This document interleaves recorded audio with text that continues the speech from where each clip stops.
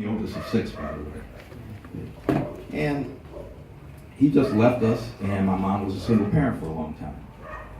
That happens all the time. I'm sure you guys could name 20 people just off the top of your head that happened to, and plus more. Well, that being normal, no big deal, okay? Stepfather came in, and he kind of took over, and it's not, you don't see that happen too much where a man comes in and takes care of a woman with 6 kids. Yeah. Well, I'm sorry, at the time 4 kids, because he had 2 more by him. Okay. So we thought everything was okay, and for years it was. Yeah. I joined the Navy, and I went and did my thing. I got a phone call. I was stationed in Maine at the time, which is really close to Canada. And I got this phone call late at night from my uncle saying, "I have bad news for you, but your mom's dead." Of course, first thing I said, "Well, what happened?"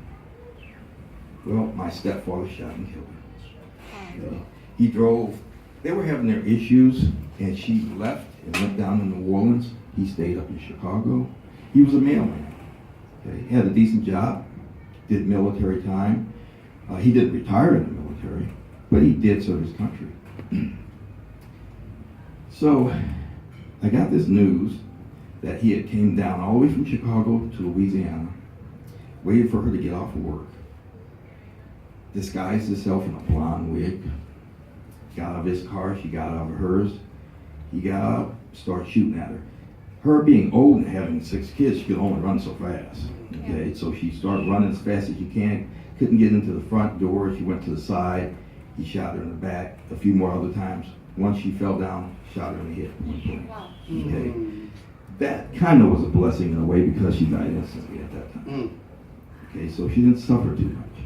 Now, for me, hearing that news, I'm in Maine, which is thousands of miles away, and I'm in the military.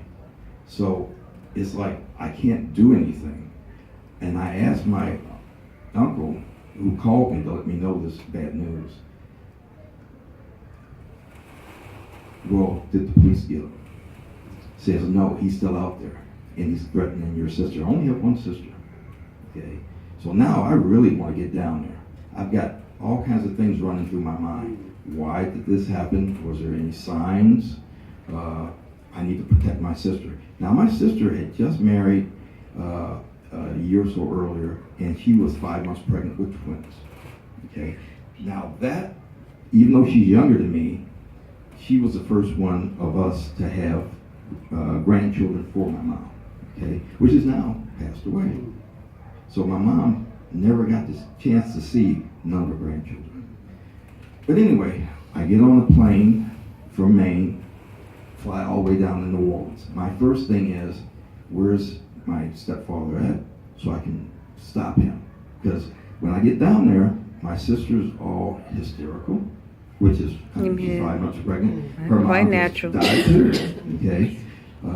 One of the other brothers was had just joined the Navy, so he was gone, and then the other 2 young ones, they were, 3 young ones, they were not old enough to, they were still minors, let's put it that way. And they were in the house by themselves because she was a single parent. She had left my stepfather to move down to New Orleans. So I get down there and I talk to my sister. She's all hysterical. The police are keeping her away from the scene and everything. And by the time I got there, my mom's in the morgue. Okay.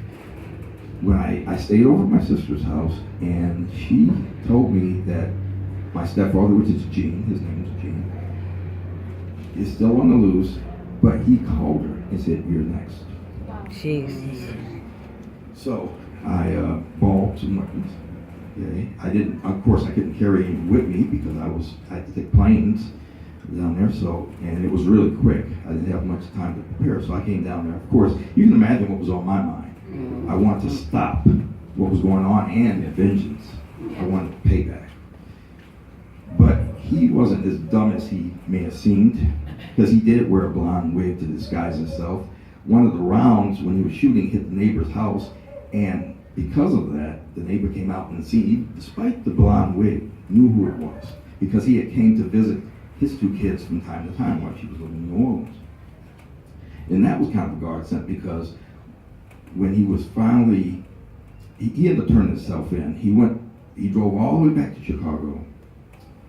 He got a lawyer and was going to do the insanity type of thing. That's what he was going to use.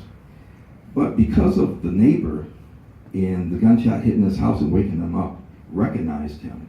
And because of that, the judge said, hey, you drove 900 and something miles, put on a wig, waited for this woman to get home from work. This wasn't instantaneous. You planned it. Yeah. Okay. He got life in Angola prison. Okay. So it was a good thing that he turned himself in because for about 3 days, we thought he was still in New Orleans and that he was going to go and kill my sister. So that was a relief. But now I'm speed up things a little bit. For a short period of time, I inherited 3 brothers. Okay? My sister was married, so she was on her own. She had not on her own, but she had her husband. She was pregnant, and she did successfully have those twins. Amen.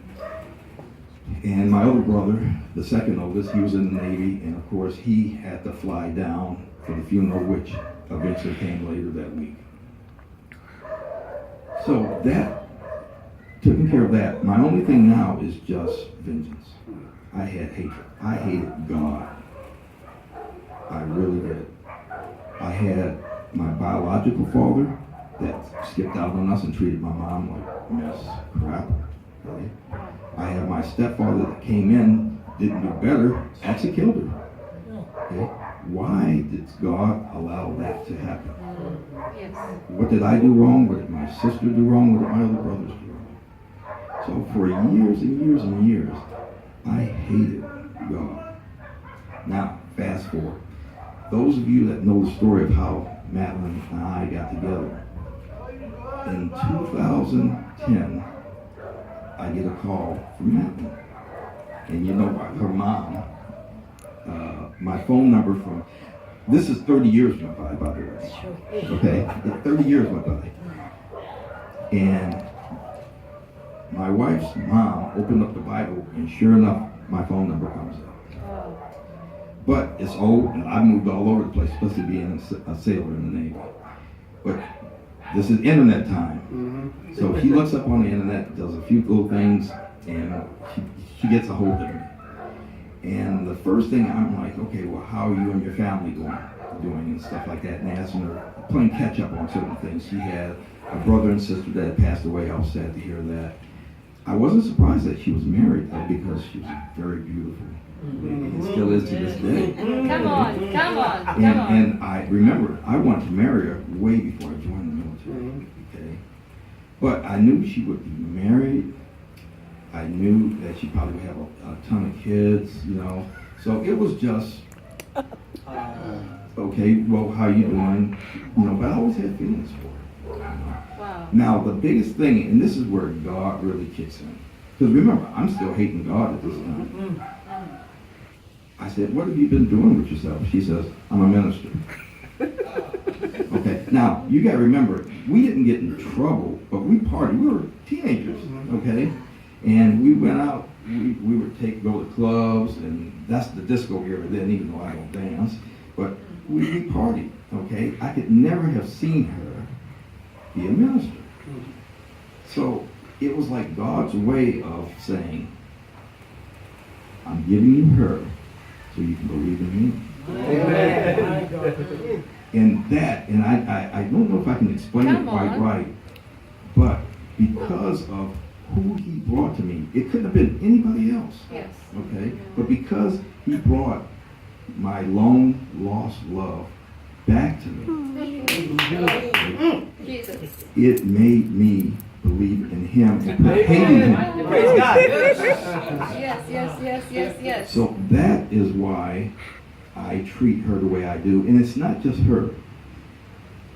My biological father, my stepfather, showed me what not to do. That's just as important as what to do. Yes. Okay? Amen. And Amen. because of that, I treat my grandmother right. Now I always treat Yes. my elders right anyway. My family's like that. But it just reinforced what I was brought up to do. Okay? So that, in a nutshell, made me treat women that much better. Okay? Now, I'm gonna get into part two. That's the sad part. I'm gonna leave you with a really good part here. Okay? So, I need 2 people to come help me, and I already got them picked out. I'm gonna need 3 chairs right here. Look how convenient.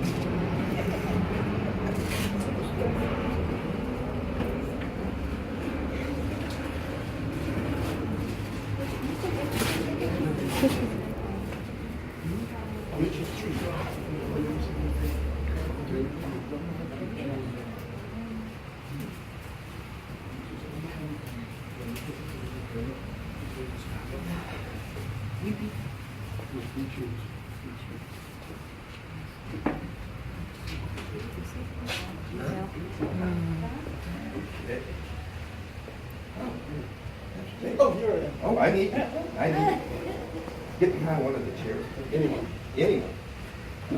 Come on now. Yes. Just walk up to the front. I'm gonna give you this. I'm gonna give myself this. Now, I share with you the sad part of my life. 2010, I proposed to this woman. 2011, I married her. Now I know some people would say that's quick, but remember, we built a really good foundation back in the 70s. Yes. Okay? Yes. And that foundation, even though we never finished building the house, the foundation was laid. Come on. Come on. Now we can start building the house. Okay? One thing I've learned being married now, it don't take a lot of money. I've had a lot of people say, how do you treat a woman without having a lot of money? Because nowadays it seems like that hip pocket personality is what people want. Yes. My ex did. Took me 30 years to figure that one out. But when true love comes, it don't take much at all. So I'm going to show you some of the things that works for me. How I get my swagger on. Come on. Swagger. Excuse me for a second, I think we have something dripping out electrical stove.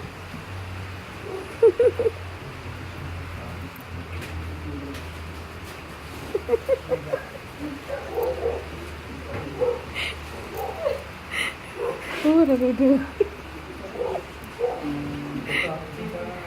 Oh my Lord.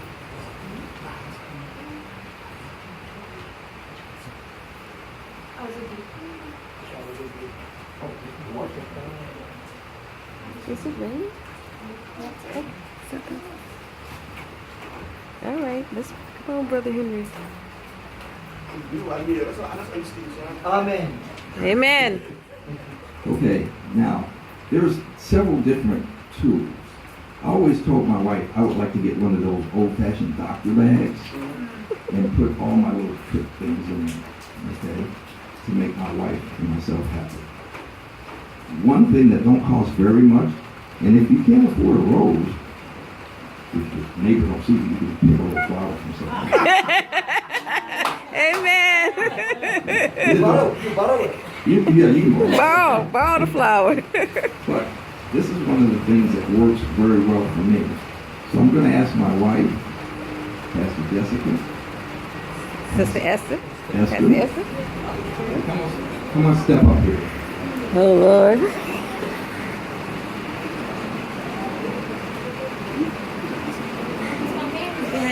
Because my man is behind me. Okay, I'm going to start off with this. Something as simple as a rose can put a smile on a woman's face. Okay? I could easily say, here, look what I got you today. That isn't good. Presentation is everything. If I come up to her, what you giggling about? Now this is where being a man, you still can keep, you know, a lot of people come to me sometimes and say, well, do you feel, Here you go, take the mic.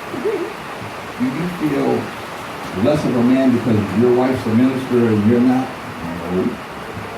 Do you feel bad because, you know, that you're opening the door for a woman? No. When you see what you get in return, it's well worth it. So, instead of just saying, here, take this.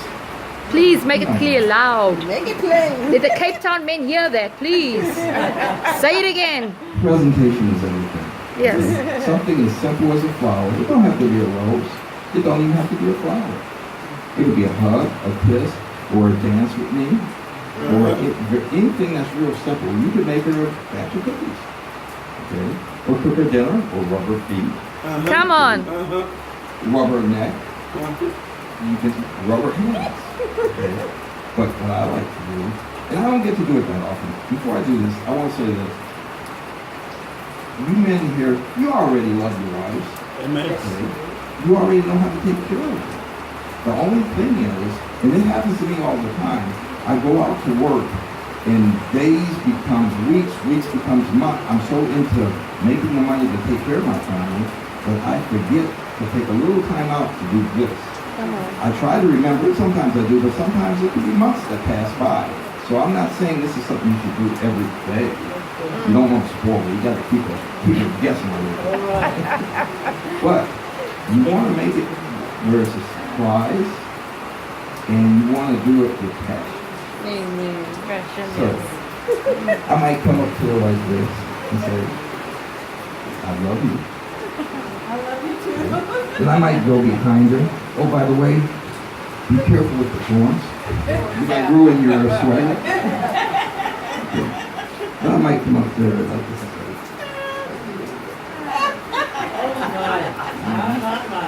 Or I might come and just rub this a little bit. Okay, Mr. Wilson.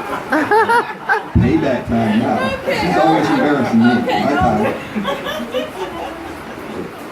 So, but after you play with her a little bit, you can tease her a little bit. Okay? They actually like that stuff. Okay? And after a while, you get used to it. You like it too. Okay? Now, to finish it up. My darling, you're everything to me, and I love you with my heart. Please accept this. Come on. Come on.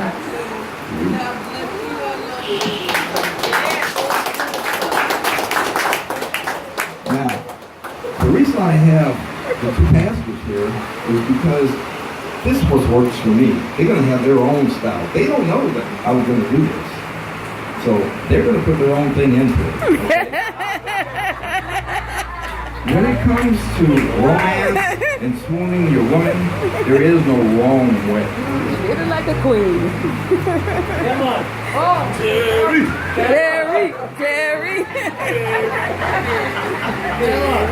Come on around. this is my man.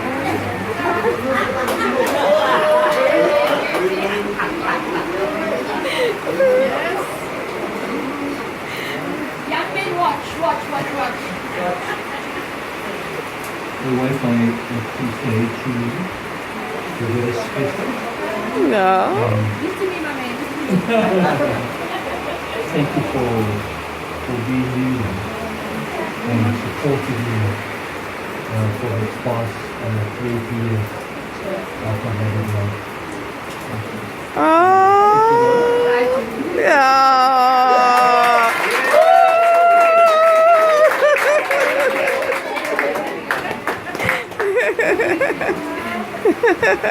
He's getting ready to top it off. Yes. I'm not gonna do my normal thing. Talking about, the importance of opening the door and making it I'm not gonna do my normal thing. Let's see. Still a little girl inside, yes. You know what I want. There's a song that goes, there were so many others that you might have chosen. There were so many flowers that could have I could have picked it easily. But this one, Come on. the redness, shows of the blood that you're willing to share with me. The green, because of the life that you gave through the kids to me. The thorns for all the trouble that we have gone through. And I'll give you this flower, not as a token of my love, because this flower doesn't come close to how much I love you. But I'd like you to have it, and as long as its petals are there, remember that I love you and I always will. Please accept it. Amen.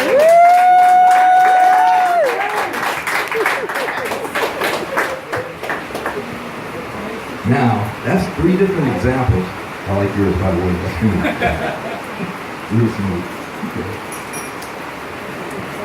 That's just one example of using a rose. Okay?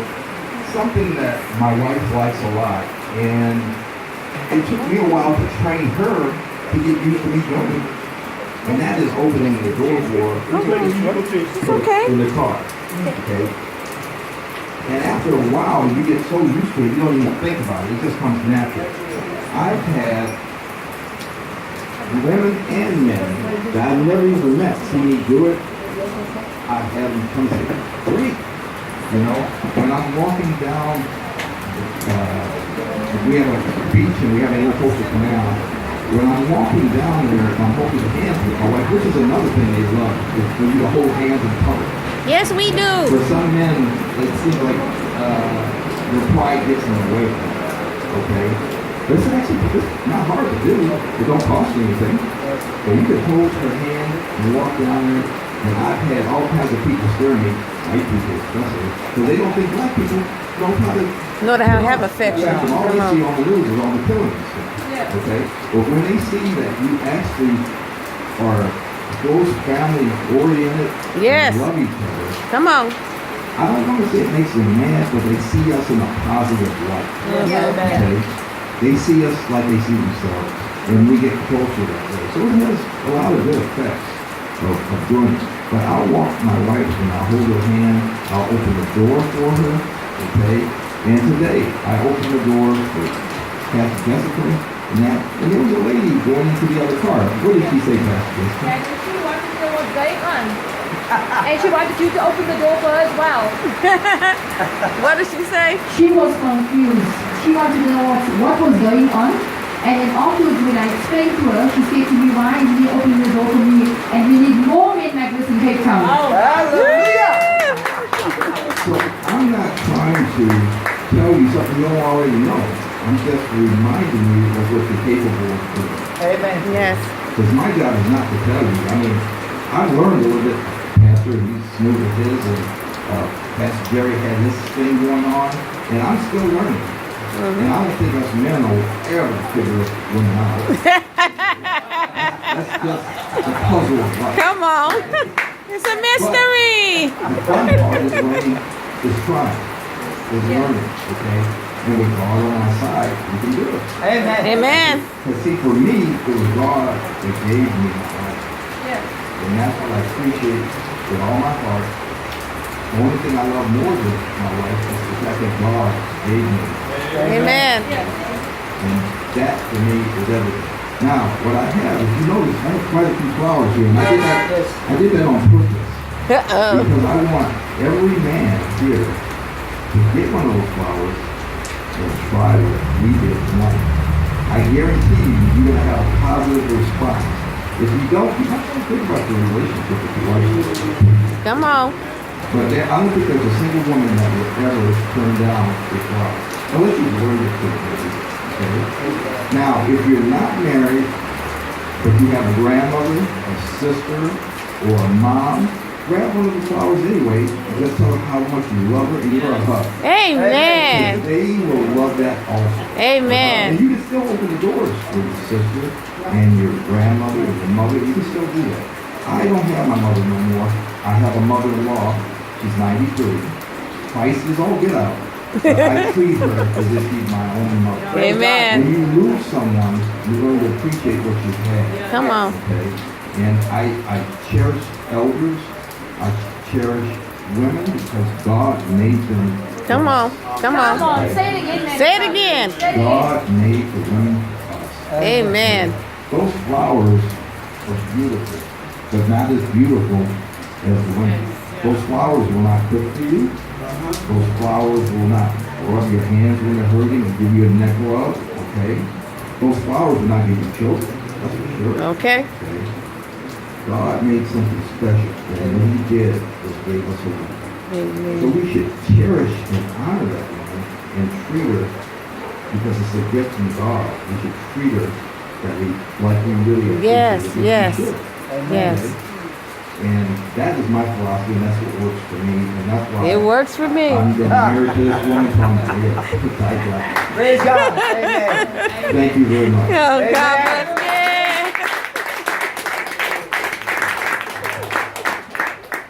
Oh. Okay, guys, we got work to do.